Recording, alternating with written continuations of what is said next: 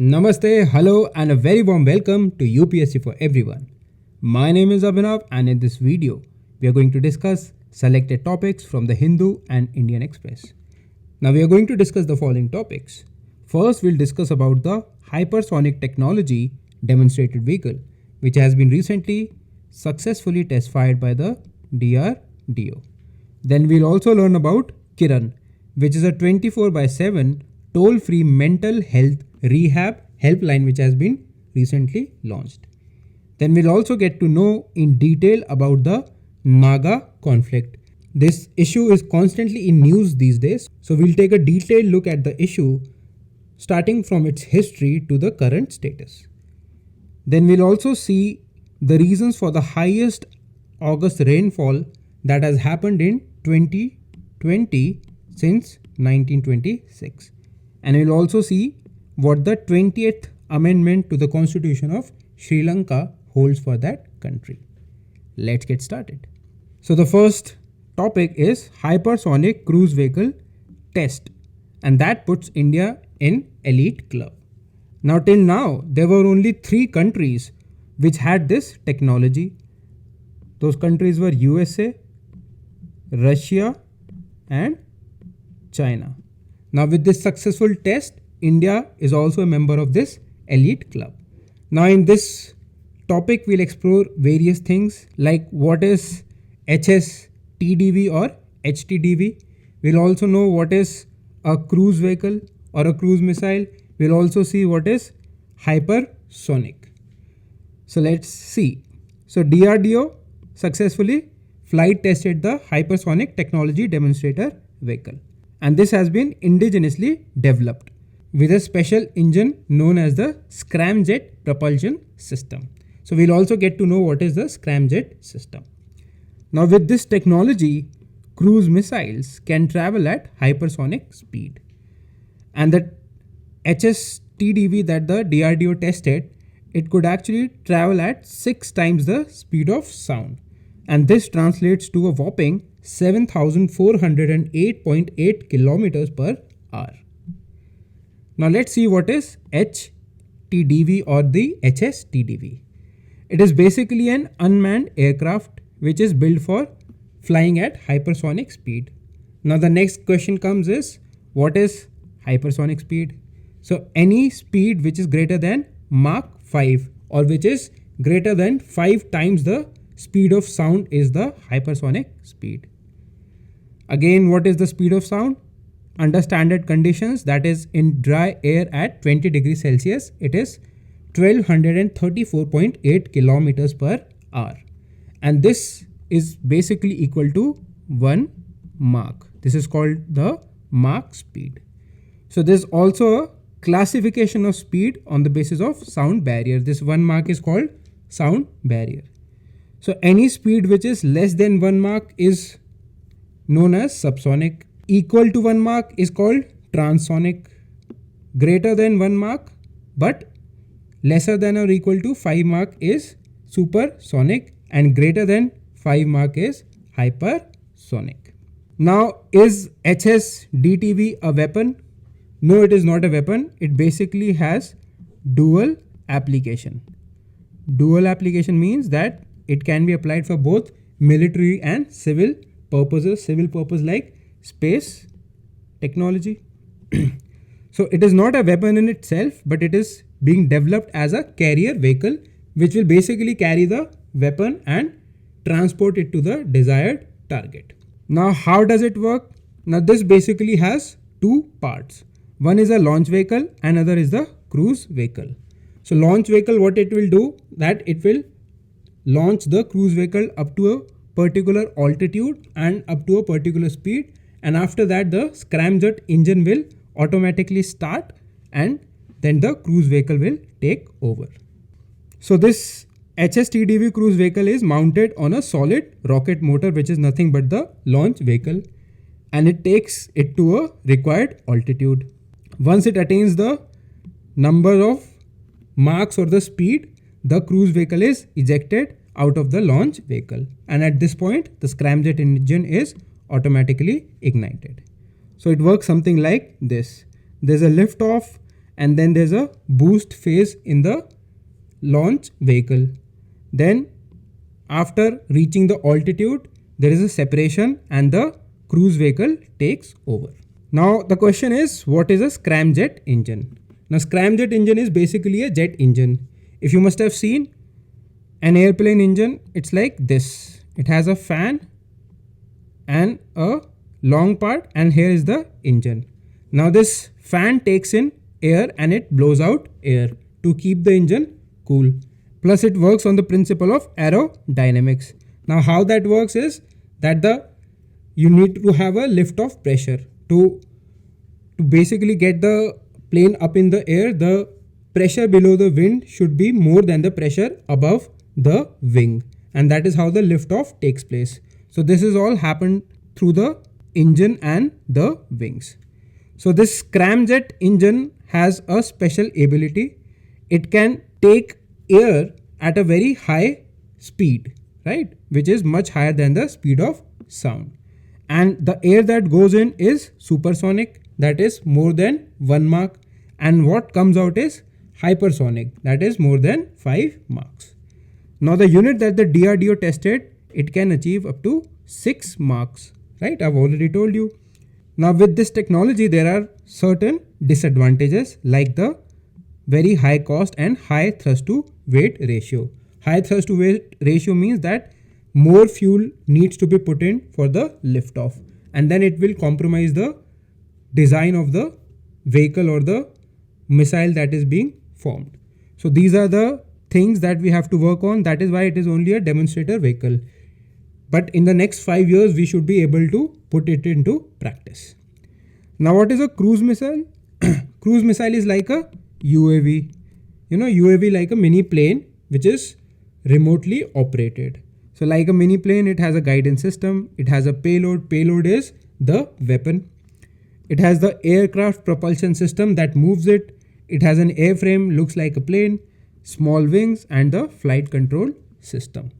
Now you can either set its target and leave it and it will follow its target, or you can alter the target while the UAV is in its flight. And that is the advantage of UAV over the other type of missiles called the ballistic missile. Now ballistic missile is like throwing a stone. Once you throw it, you can't control its trajectory. So this is the advantage of a cruise missile over a ballistic missile. But cruise missile is costlier to develop than ballistic missile because it requires more technology. Ballistic missile is just use and throw. Now this cruise missile locates its target and or it has a preset target and it navigates there. Now which countries have hypersonic technology? I've already told you. Before this test, only 3, now 4: USA, Russia, China and India. Now the implications of this development: dual use application. We can make both offensive and defensive hypersonic cruise missiles, and we can also have applications in the space sector. Now how was the system developed? It was developed completely indigenously by DRDO. This scramjet engine has been in the making for the past decade, and ISRO has also successfully tested this engine in 2016, right? So this is about the HSTDV. Now this news is about Kiran helpline number, which has been launched by Union Social Justice and Empowerment Ministry.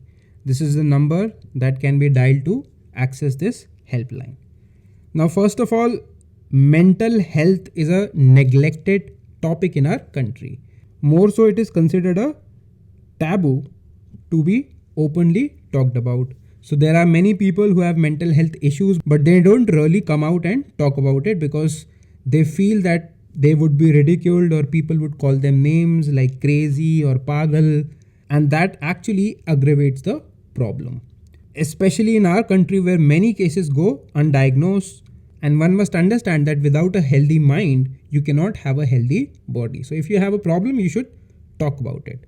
So the government has launched this helpline, and it is all the more important in this COVID period because many people are under lockdown, many people are under stress. So this is a good initiative. Now this helpline would provide support to people who are facing anxiety, stress, depression, suicidal thoughts, or other mental health concerns. Now, the helpline operators have also been sensitized not to seek any identification details of the callers, and this would help as the first step for callers to get advice, counseling, and referral to psychologists and psychiatrists. And the people that are working with this platform are working as volunteers. This helpline is available in 13 languages, and 660 clinics and 668 psychiatrists are working as volunteers. Now, apart from not talking about this problem, there's also a huge shortage of professionals because people in our country don't take mental health seriously, not until recently. So according to NIMHANS, they conducted a survey in 2015 and 16, and they found out that there is a severe shortage of qualified mental health professionals, and 10.6% of adults and 7.3% of adolescents face the mental health issues. So again, if you have any problem, please seek help. It does not fix itself. Please go out, talk to someone and seek help. If nobody, then you can call this number. And that is the advantage of such a helpline because it is anonymous. So the people who might not be so open to talk about it would be more at ease to discuss their problems with a stranger because they don't fear any kind of judgment from such people. So overall, a very good initiative. Now, this topic is very, very important for the people who are preparing for any competitive exam and even for people who are interested in events of current importance. So this is about the complex Naga conflict.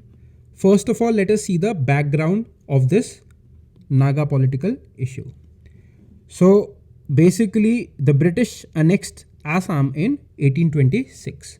It was after the first Anglo-Burma War and the Treaty of Yandabu. So under this treaty, the British got Assam, and Assam in those days was a very, very big state. It almost covered the entire northeast region of India. So large Naga inhabited parts also fell to the British. But the Naga Hills were still not under the control of British. In 1845, they signed a peace accord with the Naga leaders because the Naga leaders would frequently carry out raids on the British. But it was in 1881 when the British finally got control of the Naga Hills, and then the whole Nagaland became part of British India.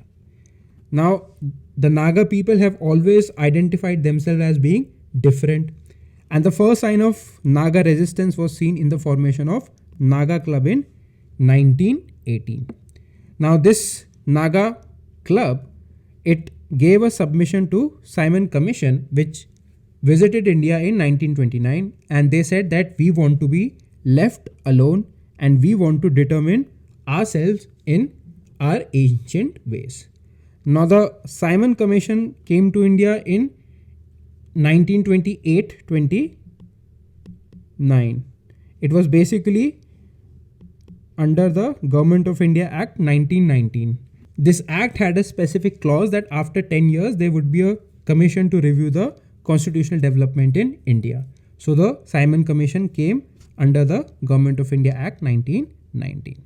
Now in 1946 there was the formation of Naga National Council under the leadership of Angami Zapu Fizo.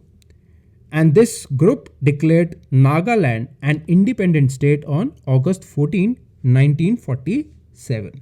Now NNC resolved to establish Nagaland as a sovereign Naga state, and they conducted a referendum in 1951 in which a whopping 99% people supported an independent Naga land.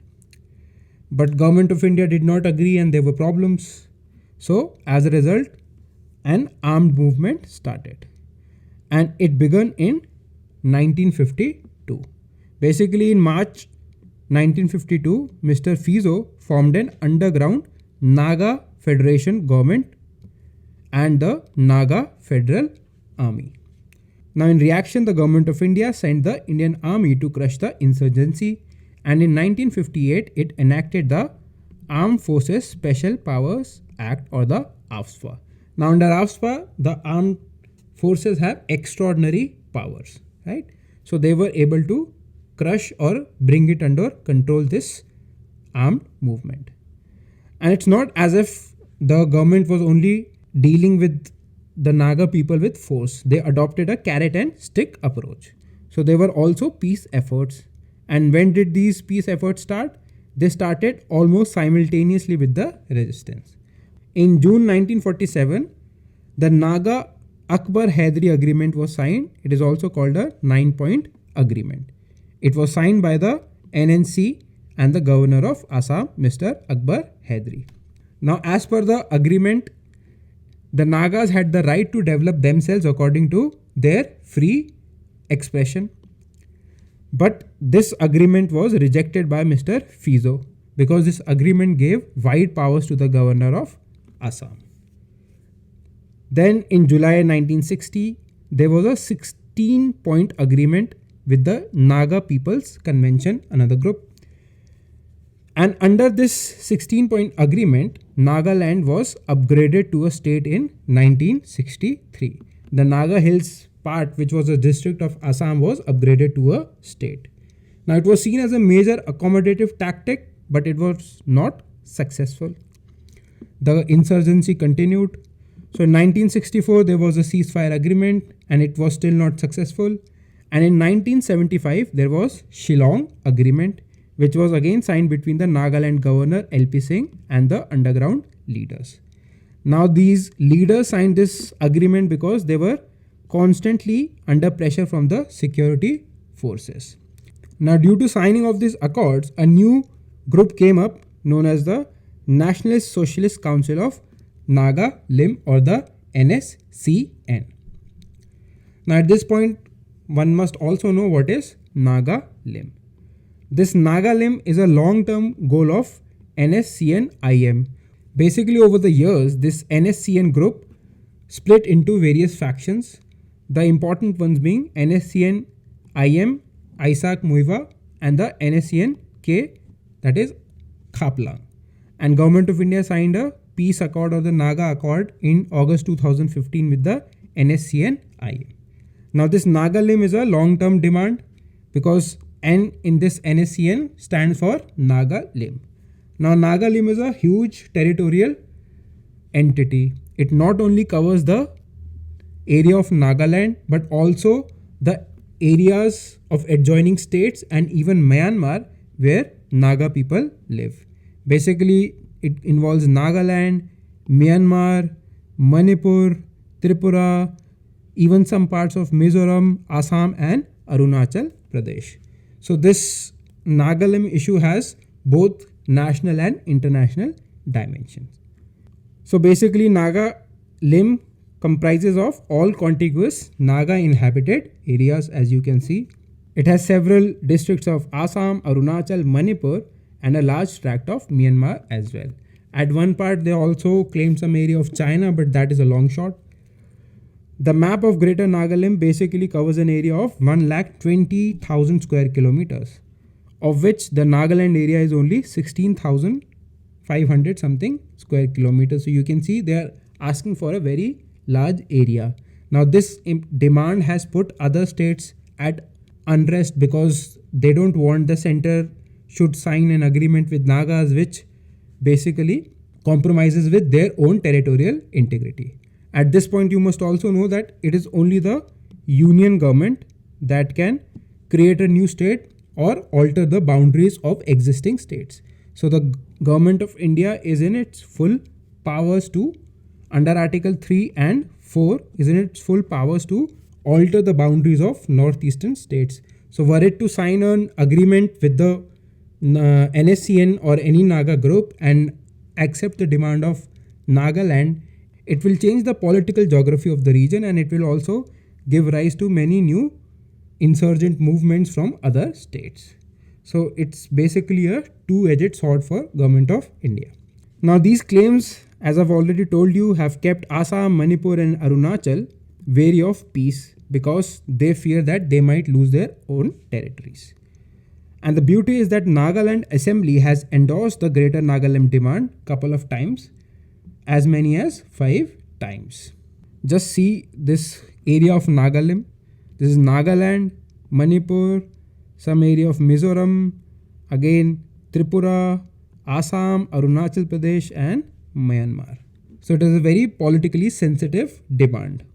Now coming back to the insurgency, initially the insurgents were provided safe havens in Myanmar, and they were given logistical and monetary support by China and Pakistan. But later, when NSCN split into many factions, the center reached out to different factions and tried to negotiate peace with each one of them. But that had an undesirable outcome because these ceasefires led to creation of what came to be known as unspoken spheres of influence. Now basically what happened, for example, this is Nagaland. So different areas of Nagaland came under control of different factions of NSCN, and all these factions started collecting taxes in their respective spheres of influence. Now this illegal tax collection is a very contentious issue between center and these groups because it leads to double taxation on the people of Nagaland. So these spheres have come under increasing scrutiny and attack from the center through the Nagaland governor. Right now Nagaland governor is Mr. R.N. Ravi. He is also the interlocutor from center in the Naga peace process, and his role is very important in this whole thing. We'll see in just a few moments. Now what are the problems? There are multiple problems.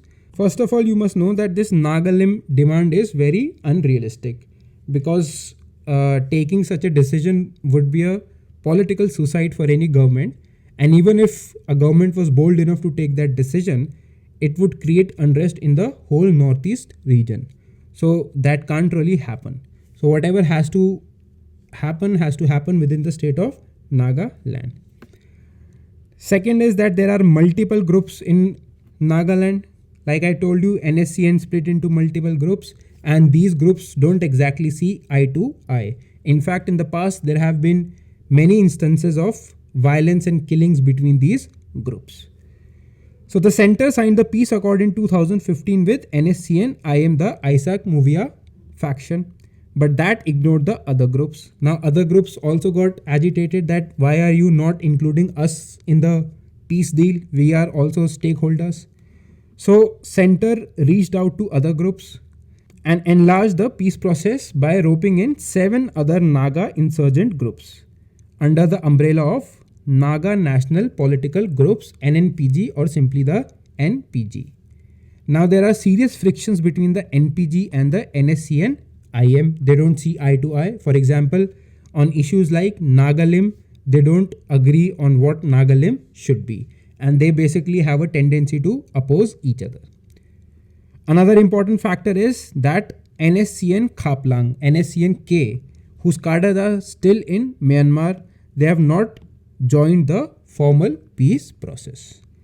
Third is role of Mr. Ravi. Now, Mr. Ravi wrote a letter to the CM of Nagaland, Mr. Rio, and that letter seems to have opened a Pandora's box.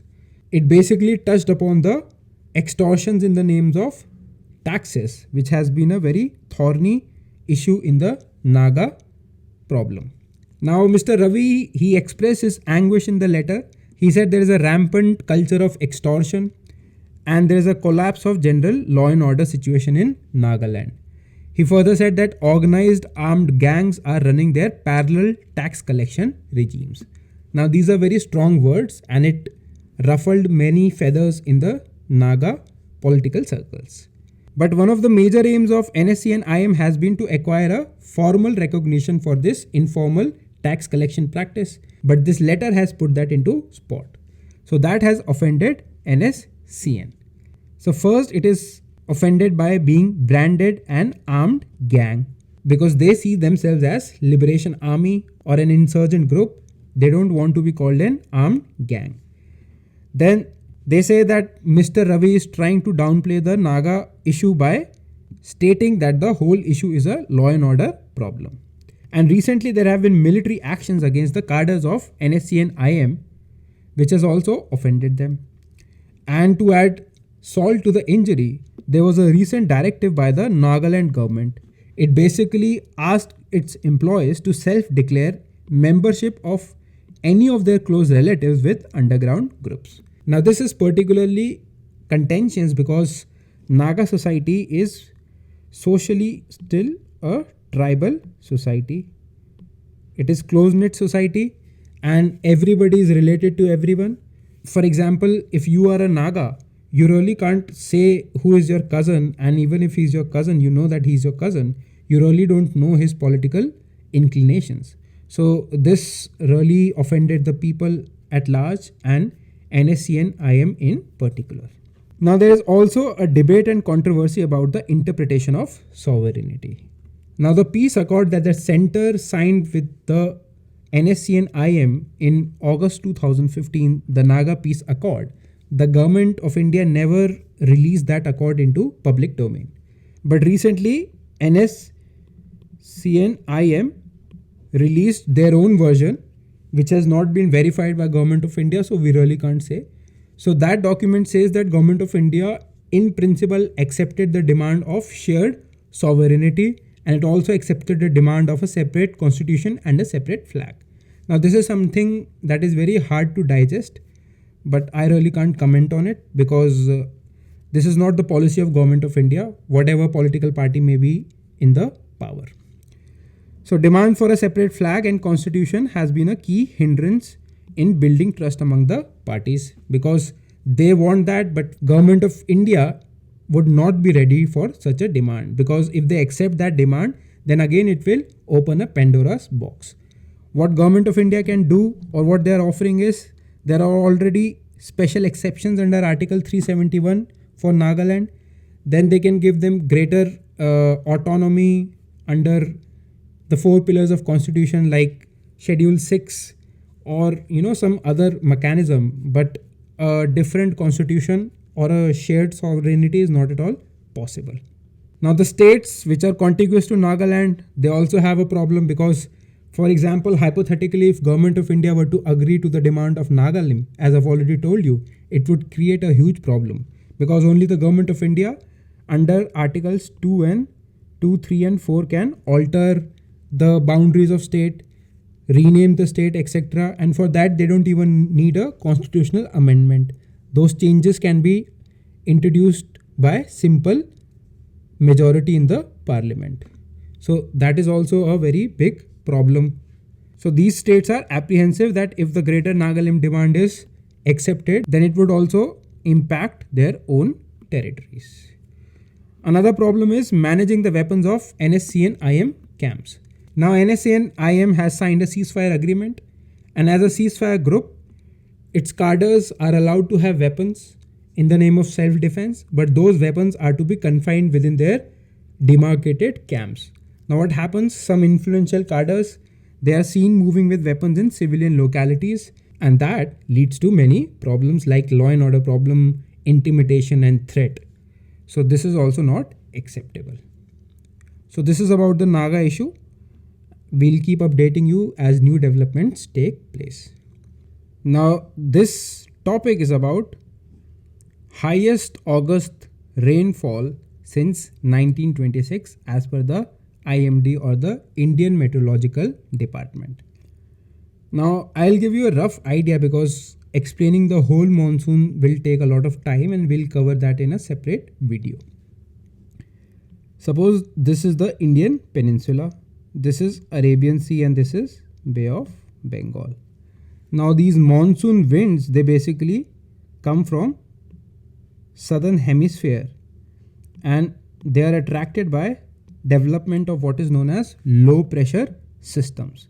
These low pressure systems, they act like magnets or center of attraction for these winds, and as these winds travel over these oceans, they carry moisture, and when they hit the Indian land, they cause rainfall, and this whole phenomena is known as monsoon. right? So according to IMD, this year there was particularly strong development of low pressure areas which pulled in more moisture laden winds, and these low pressure areas were strong enough to push these winds up to northwest India. There's also a role of cooler than normal conditions in equatorial central Pacific Ocean. Now this monsoon phenomena is also influenced by temperature conditions over the Pacific Oceans. You will get to know about it when we discuss about El Nino and ENSO. So just to give you a brief idea, for example, this is Pacific Ocean and this is Indian Ocean. Now if Pacific Ocean conditions are cool, then there is high pressure and there is relatively low pressure over the Indian Ocean. Now winds always are attracted towards low pressure. So for example, if winds are coming, the moisture winds or the monsoon winds, if there is a good low pressure over Indian Ocean, they will be attracted towards Indian Ocean. And a development of a cool condition or high pressure condition over Pacific Ocean further helps this monsoon phenomena. But if there were to be low pressure condition or high temperature in the central Pacific, then these winds would be deflected towards, some of these winds would be deflected towards the low pressure area over central Pacific, and that will weaken the monsoon strength in India. So we'll discuss this in detail, and this comes under El Nino, right? So in a typical monsoon season, there are 12 to 13 low pressure areas, but in August, 6 of them developed over Bay of Bengal, and they were strong enough to last several days, and that is how they pushed more moisture laden winds that led to several rainy days in August. So what really happened? Number one, low pressure area over Bay of Bengal. Several low pressure areas developed over Bay of Bengal in the month of August, right? And number two, cooler conditions in central Pacific Ocean. These were the reasons why almost after a century, this August was wettest on record for India. Now there has also been a changing monsoon pattern because of climate change, and even you must have noticed that what really happens is that nowadays in monsoons there are long periods of heavy rain followed by extended dry periods, and this is because of climate change, and this is changing the monsoon pattern over Indian subcontinent. The IMD also launched an urban flood forecasting service for Mumbai and Chennai, and later it would extend to Bengaluru and Kolkata. Now, urban flood is a complex phenomena. It is not only a meteorological phenomena, it also involves human planning. So we will discuss urban floods separately in a topic. Basically what happens when there is more rain, what happens in urban areas, there is concretization. So the land is not able to absorb that rain, right? So there is no absorption. Now since there is no absorption, the water stays on the surface for long. In our country, unfortunately, the local bodies, they don't have funds or they don't take their job seriously, or a mixture of both. Sewers are not cleaned regularly, and it is a regular phenomena that there are urban floods. One more important point is that the drainage systems that most of our big cities have been developed some times back, and they did not anticipate this amount of population. So that is also a factor that leads to urban floods. But it is a very complex phenomena. We'll discuss it in other video, right? So simply to have an idea, urban floods happen when there is more rainfall, and because of concretization of the cities, the water cannot be absorbed, and that leads to floods. Now this article is about the 20th Amendment to the Sri Lankan Constitution. Now this 20th Amendment is coming to replace the 19th Amendment. This 19th Amendment has been a bone of contention because this amendment seriously clipped the powers of president in Sri Lanka, among other things. So the Rajapaksa brothers fought the recent elections on the plank that they will undo the 19th Amendment. and they got overwhelming majority in the parliament. They have more than 2/3 majority, and they can easily remove the 19th amendment and bring in the 20th amendment. And in our first video, we have already covered the 13th amendment, which is also in news because there are apprehensions in Sri Lanka that even this amendment might be changed or it might be undone. So let's see what happens. Now, talking about the 20th amendment, there is apprehension in the Sri Lankan society that it is going to create an all-powerful president and a rubber stamp parliament. So let us see what is it about. So the government has issued the Gazette draft of the 20th amendment. Now this amendment enhances the immunity of the president. Now among the very few things that it has retained from 19th amendment are the 5-year terms for both the president and the parliament and the 2-term limit to the presidency. But there are still problems. And what are those problems? Now people say that it reduces the judicial review. Now for any democracy to function smoothly, the power of judicial review should always be there. For example, in our constitution, articles 32 and 226 contain the provisions of judicial review. Under article 32, the Supreme Court of India, and under article 226, the high courts are empowered to issue certain writs, and they form the backbone of the judicial review in India. Now, since judicial review has been reduced, so the power of citizens to challenge bills has also been curbed, and that is a very big problem for any democracy. This amendment also allows the president to dissolve the parliament after 1 year. So though the parliament has a term of 5 years, it can be easily dissolved by the president after 1 year. Then this amendment also discards Constitutional Council that was there to vet appointments to various key positions like judiciary and independent commissions. Now these constitutional councils that were basically parliamentary bodies have been replaced by the president. So president is becoming more powerful. He can appoint his own favorite people to key positions in the country, and there would be no one to challenge him.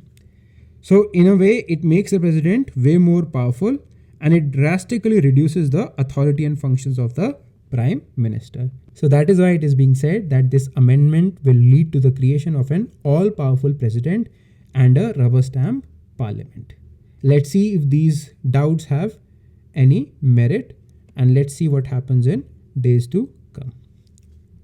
So this is all about this video. Thank you folks. I hope you liked it. Please connect with us on our Instagram page UPSC for Everyone. You can also give your suggestions regarding any topics that you want us to make videos on in the comment section. And we'll be uploading videos every day of selected topics. So see you next time. Till then, stay happy, stay safe, and have a nice day. Thank you and Namaste. Jai Hind.